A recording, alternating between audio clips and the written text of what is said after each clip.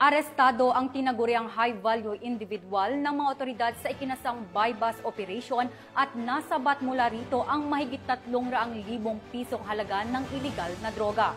Patrolwoman Ivy Corporal sa balita.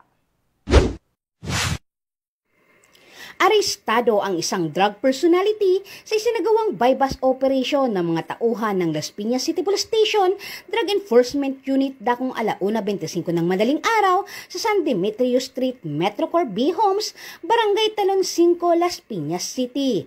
Kinilala ang suspect na si alias Tol, 36 anyos at residente ng Barangay Almansa 1 at kabilang sa listahan ng high-valued individual. Nakumpiska sa suspect ang 6 na heat-sealed transparent plastic sachet na hinihinalang shabu na tumitimbang na 51.65 gramo at may tinatayang standard drug price na 351,220 pesos. Na-recover din ang isang brown leather coin purse, keypad mobile phone at mark money na ginamit sa transaksyon. Kasalukuyang nasa kustodiya ng pulisya ang suspect at nahaharap sa kasong paglabag sa Section 5 at 11, Article 2 ng Republic Act 9165 o mas kilala bilang Comprehensive Dangerous Drug Act of 2002.